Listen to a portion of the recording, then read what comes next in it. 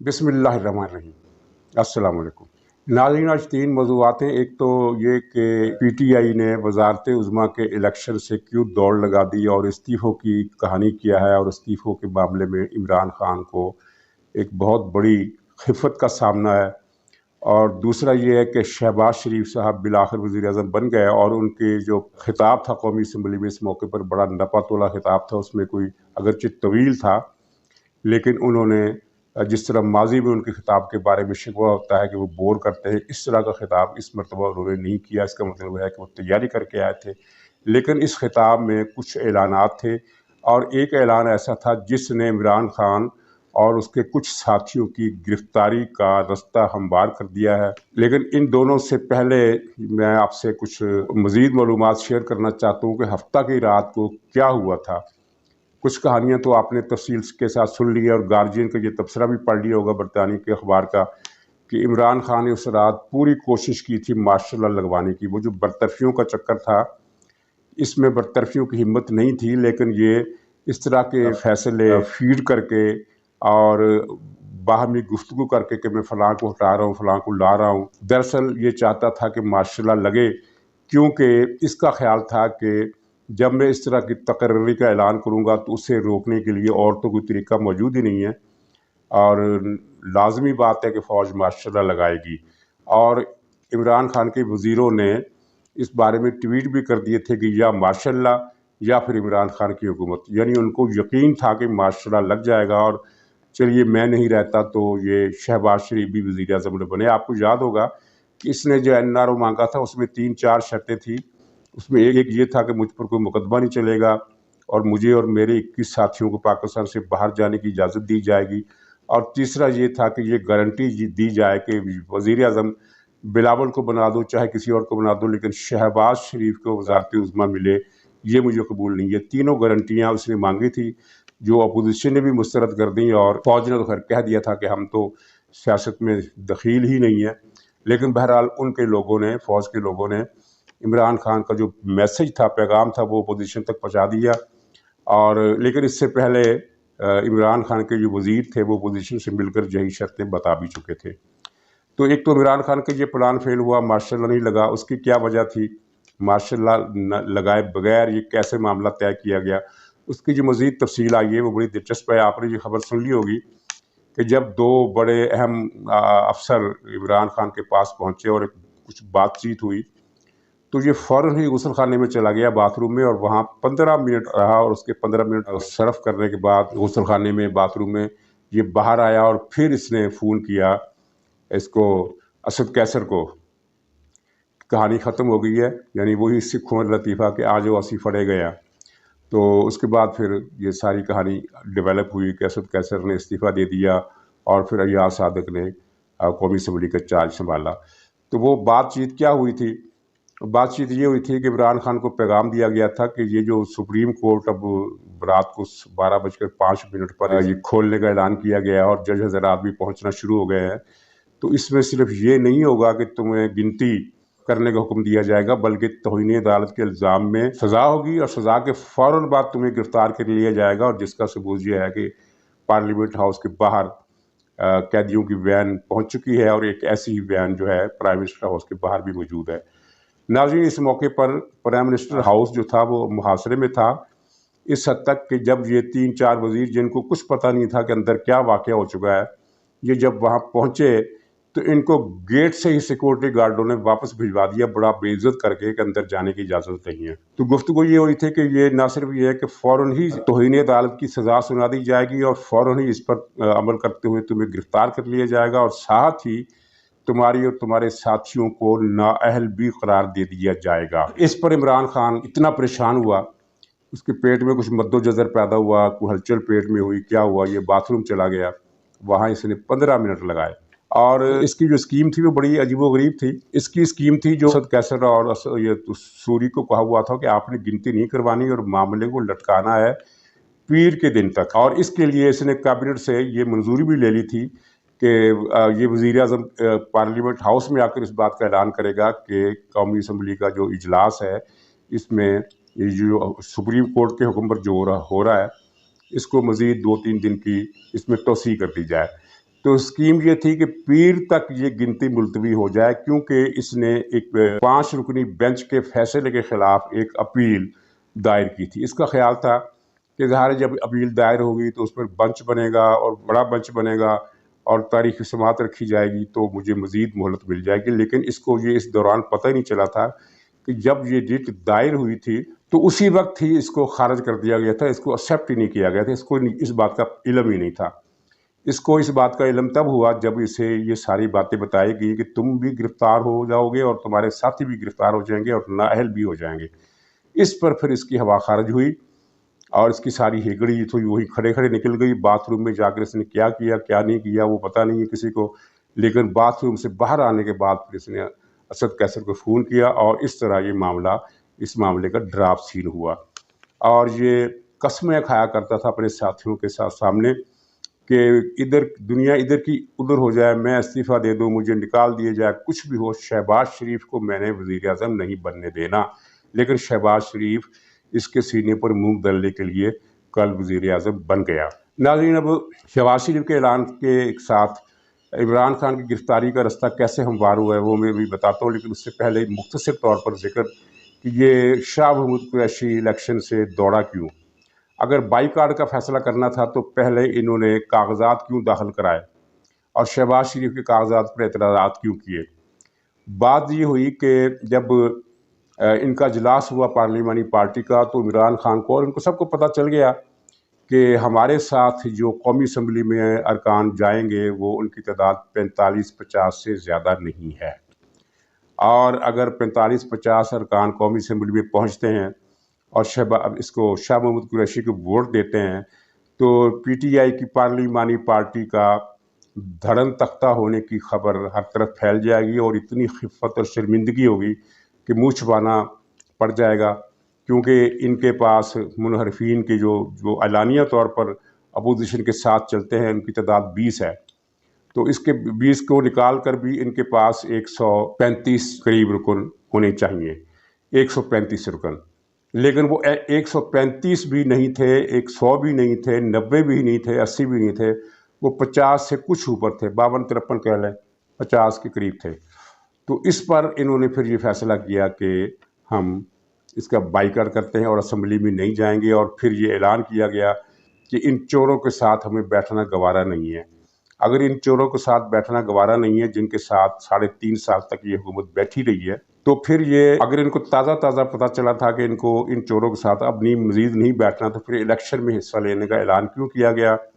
اور شاہ محمود قریشی نے کاغذات کیوں داخل کرائے، شہباز شریف کے کاغذات پر اعتراضات کیوں کیے، یعنی اس وقت تک پورا فیصلہ تھا کہ مقابلہ کیا جائے گا اور پارلیمانی قوت شو کی جائے گی کہ جتنے بھی ہمارے پاس 135-40 کی ان کو توقع تھی، لیکن وہاں 50-55 سے زیادہ نہیں تھے، جس پر انہیں بہت زیادہ پسپائی کا مظاہرہ کرتے ہوئے یہ اس طرح سیٹ بیک انہیں لگا بہت بڑا، اور اس کے بعد پھر انہوں نے استعفے دینے کا اعلان کیا۔ عمران خان نے تو استعفیٰ اپنا اسپیکر کو بھجوا بھی دیا، کچھ اور 8-10 ارکان کے استعفے بھی اسپیکر کو بھجوا دیے گئے۔ اب تازہ فیصلہ ان کا یہ ہے کہ پوری پارٹی جو ہے ان بلاک مستعفی ہو جائے گی، لیکن رات گئے تک ان کے پاس 45 سے زیادہ استعفے جمع نہیں ہوئے تھے، یعنی وہ جو 50-55 حاضر تھے ان میں سے بھی 8-10 اور کھسک گئے ہیں۔ اب اگر یہ 45-50 استعفے آ بھی جاتے ہیں تو میرا خیال ہے کہ ضمنی الیکشن ایک بڑا کام تو ہوگا، لیکن اتنا بڑا کام بھی نہیں ہوگا کہ اب الیکشن کمیشن کرا نہ سکے اور حکومت اس کے لیے تیار نہ ہو سکے۔ یہی صورتحال پنجاب اسمبلی میں بننی ہے، بہت کم لوگ استعفیٰ دینے کے لیے تیار ہوں گے، اور ابھی بڑے دلچسپ موڑ آنے ہیں۔ تو یہ پی ٹی آئی کے استعفوں کی یہ کہانی ہے۔ اب دیکھیے کل تک شاید یا آج شام تک ہو سکتا ہے استعفے دینے والوں کی تعداد 45 سے بڑھ جائے، میں کہہ نہیں سکتا، لیکن بہرحال اس سے ایک بات تو کلیئر ہو گئی کہ جتنی تعداد میں یہ استعفے دینا چاہتے تھے اتنی تعداد میں اکٹھے ہونے کا کوئی امکان نہیں ہے۔ ناظرین، شہباز شریف نے اپنی تقریر میں کچھ بڑے اہم اعلانات کیے، مثلاً تنخواہوں میں 10% اضافہ، پینشن میں اضافہ، کم سے کم تنخواہ میں اضافہ، یہ ساری چیزیں جو ہیں ظاہر ہے اس نئی حکومت کے لیے ایک بہت اچھا گڈ ول جسچر انہوں نے پبلک کو دیا ہے، اور اس سے پبلک میں پہلے ہی دن شہباز شریف کی واہ واہ ہو گئی ہے۔ اور اس کی وجہ سے ظاہر پی ٹی آئی پر ایک سوگ کا عالم بھی ہے۔ لیکن اصل میں جو خبر ہے بڑی وہ یہ ہے کہ شہباز شریف نے اعلان کیا کہ خط کا مسئلہ پارلیمنٹ کے ان کیمرہ اجلاس میں پیش کیا جائے گا، اس میں آئی ایس آئی اور آرمی چیف اور دیگر حکام بھی موجود ہوں گے، اور وہ اجلاس جو ہے پھر ساری اس بات کی انکوائری کرے گا کہ یہ خط کیا ہے، اس خط میں کیا لکھا ہے، اور ظاہر اس کے ساتھ پھر یہ تفصیل بھی آئے گی کہ خط کو کس طرح ٹیمپر کیا گیا۔ اس سفیر کو بھی بلایا جائے گا جس نے یہ مراسلہ بھیجا، وہ بتائے گا کہ میں نے اصل میں مراسلہ کیا بھیجا تھا، یہاں آ کر کیا ہو گیا، اور پھر وہ غداری اور امریکہ کی طرف سے فنڈنگ، یہ ساری چیزیں ظاہر ہے 100% کلیئر ہے کہ یہ کچھ بھی ثابت نہیں ہو سکتا، یہ سب جھوٹ تھا۔ اور جب یہ جھوٹ ثابت ہوگا تو پھر عمران خان اور وزیر خارجہ شاہ محمود قریشی اور 3-4 اور بڑے فگر جن میں اسپیکر بھی شامل ہوگا، ڈپٹی اسپیکر بھی شامل ہوگا، 6-7 آدمیوں کی گرفتاری کا رستہ ہموار ہو جائے گا۔ اب شہباز شریف نے کہا ہے اپنی تقریر میں کہ وہ مفاہمت پر یقین رکھتے ہیں اور انتقامی سیاست نہیں کریں گے، تو اس لیے یہ اس فیصلے کے بعد جب یہ انکوائری ہو جائے گی تو کیا گرفتاری نہیں کی جائے گی یا گرفتاری کی جائے گی، یہ کہنا ذرا مشکل ہے، لیکن مجھے لگتا ہے کہ پھر عمران خان کو گرفتار کرنا ہی پڑے گا، کیونکہ جب ایک بات ثابت ہو گئی کہ انہوں نے ایک سازشی تھیوری پر عمل کرتے ہوئے پاکستان کے خلاف، آئین پاکستان کے خلاف اور پاکستان کے دوسرے ملکوں کے ساتھ تعلقات کے حوالے سے ایک سازش کی ہے، تو پھر گرفتار نہ کیے بغیر کوئی چارہ نہیں ہوگا، گرفتار کرنا پڑے گا۔ اور گرفتاری کے لیے عمران خان نے جو آئین توڑا ہے اس پر جو کارروائی ہوگی وہ الگ ہوگی، یعنی اس کارروائی میں بھی عمران کی گرفتاری یقینی ہے اگر حکومت نے اس کو پرسو کیا تو، اگر پرسو نہ کیا تو وہ الگ بات ہے، لیکن پرسو تو کرنا پڑے گا۔ اس کے ساتھ ہی انہی دنوں میں یہ توقع پھر سے ظاہر کی جانے لگی ہے کہ الیکشن کمیشن جو ہے وہ فارم فنڈنگ کیس کا فیصلہ کرنے والا ہے،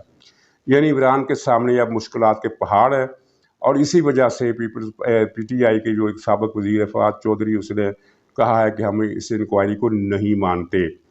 حالانکہ یہ پارلیمنٹ کے پہلے ان کیمرہ اجلاس میں خط پیش کرنے کی بات انہوں نے خود ہی کی تھی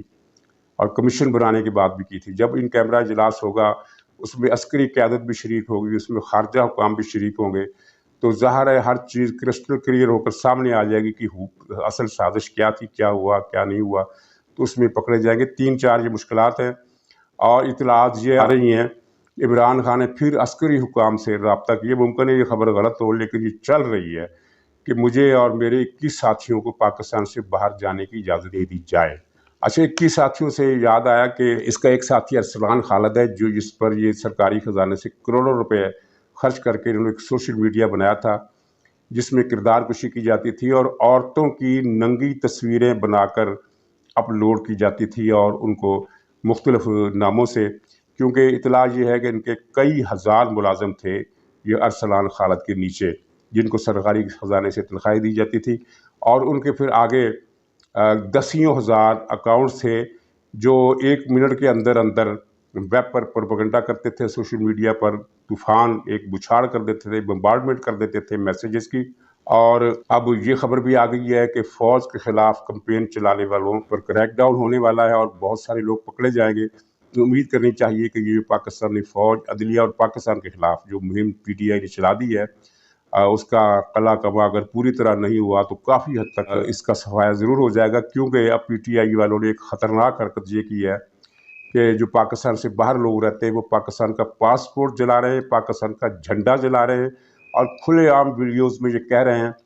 کہ ہمیں ایسا پاکستان نہیں چاہیے جس میں عمران خان نہ ہو۔ اور یہ ظاہر ہے ان کی سوچ، ان کا ایجنڈا اس چیز سے بے نقاب ہو جاتا ہے کہ یہ لوگ پاکستان کے دشمن ہیں، پاکستان کے دوست نہیں ہیں، ورنہ کوئی بھی کسی بھی ملک کا شہری کبھی بھی یہ بات نہیں کہتا کہ اگر فلانا شخص جو مجھے پسند ہے اگر اس ملک کا وزیر اعظم نہیں بنتا یا صدر نہیں بنتا تو میرا اس ملک سے کوئی تعلق نہیں۔ اور پی ٹی آئی والوں نے یہ کہا ہے، یہ ساری ویڈیو سوشل میڈیا پر چل رہی ہیں، چونکہ اینٹی پاکستان ہے، اس میں پاکستان کا جھنڈا جلاتے ہوئے دکھایا گیا ہے، پاکستانی پاسپورٹ کو پھاڑ کر ریزہ ریزہ کرتے ہوئے اس کے چیتھڑے اڑاتے ہوئے دکھایا گیا ہے، اور پاکستان کو گالیاں دیتے ہوئے دکھایا گیا ہے، تو وہ میں ان کو نقل نہیں کر سکتا، یعنی اس میں ان کی ویڈیوز جو ہے، ان کو کلپنگ جو ہے وہ میں اپنی اس ویڈیو میں نہیں لگا سکتا، لیکن ظاہر ہے یہ ان کا خوفناک پروپیگنڈا ہے۔ पाकिस्तान के ख़िलाफ़ जो अब ज़ाहिर हो गया है कि PTI एक एंटी पाकिस्तान पार्टी है जिसका अखलाक और किरदार से कोई वास्ता नहीं है। जिस तरह की ये गालियाँ दे रहे हैं, अदलिया को दे रहे हैं, अब कल से इनकी पकड़ दकड़ शुरू हो जाएगी। जो पाकिस्तान के अंदर है, जो पाकिस्तान के बाहर है, वो तो ज़ाहिर गिरफ्त में नहीं आएंगे, वो अपना सोशल मीडिया पर अपनी कैंपेन जारी रखेंगे। लेकिन जब पाकिस्तान के अंदर से बहुत सारे लोग पकड़े जाएंगे तो इस कैंपेन की कमर बड़ी हद तक टूट जाएगी। इस मुहिम का एक फ़ायदा ये हुआ है कि अब सब लोगों को पता चल गया है कि इन लोगों की कोई वफादारी पाकिस्तान के साथ नहीं है। साथ ही ये गलत इत्तलाआत भी फीड कर रहे हैं, उस पर भी कार्रवाई होगी। मसलन ड्रोन हमले शुरू हो गए। पहले उन्होंने कहा कि अफगानिस्तान में एक ड्रोन हमला हुआ है, इतने लोग मर गए। फिर कहा कि पाकिस्तान में शवाल के इलाके में ड्रोन हमला हुआ है, इसमें इतने लोग मर गए। अफगानिस्तान में तो तालिबान ने फ़ौरन तरदीद कर दी कि ये यहाँ कोई ड्रोन हमला नहीं हुआ, और ये जो धमाकों की आवाज़ सुनाई गई थी, ये एक नाकारा गोदाम था असले का, उसको हमने तल्फ किया है, उसके धमाकों की आवाज़ थी और वाक़तन कोई ड्रोन हमला नहीं हुआ था। शवाल पर हमले की जिस PTI के कारकुन ने खबर चलाई थी और वो एक आध TV चैनल्स पर भी चल गई थी, तो उसको गिरफ्तार कर लिया गया है। गिरफ्तारी से पहले उसने माफ़ी मांगी थी और अपनी एक वीडियो अपलोड की थी कि यह खबर मैंने गलतफहमी से चला दी थी। ज़ाहिर गलतफहमी नहीं थी, किसी ने उसको फीड की थी कि यह खबर चला दो। इसी तरह और भी कई मसला ये है कि पाकिस्तानियों ने जो रोशन पाकिस्तान अकाउंट से पैसे निकलवा लिए हैं, उसकी स्टेट बैंक ने तरदीद कर दी कि कोई एक भी रुपया नहीं निकलवाया गया। नाज़रीन, इसके साथ ही इन 3-4 दिन में डॉलर जो है वो 8 रुपये नीचे आ गया है। तो ये इसका क्रेडिट आप किसको देंगे? शहबाज शरीफ को देंगे? ज़ाहिर है कि नहीं, क्योंकि शहबाज शरीफ ने तो अभी हुकूमत संभाली नहीं थी कि 4 दिनों में ये 8 रुपये डॉलर नीचे आ गया। दरअसल की इसकी वजह ये थी कि नए सियासी हालात में इनको इमरान खान की गवर्नमेंट को अपने अहकामात पर अमल कराने में दिक्कत और दुश्वारी पेश आ रही थी, बल्कि इनके बहुत सारे अहकामात माने ही नहीं जा रहे थे। चुनांचे ये जो मनी लॉन्ड्रिंग कर रहे थे डॉलर्स की पाकिस्तान से बाहर भिजवाने की मजमूम कार्रवाई, उसको लगा ब्रेक। उसको जब ब्रेक लगा तो फिर ज़ाहिर है डॉलर की कीमत नीचे आई, और शहबाज शरीफ के आने की वजह से स्टॉक मार्केट बहुत तेज़ी से और रिकॉर्ड रफ्तार से ऊपर गई है। इसी तरह कुछ और भी अच्छी बातें होना मुतवक्को हैं। नाज़रीन, इंशाअल्लाह कल फिर मुलाकात होगी, तब तक के लिए इजाज़त दीजिए। खुदा हाफिज़।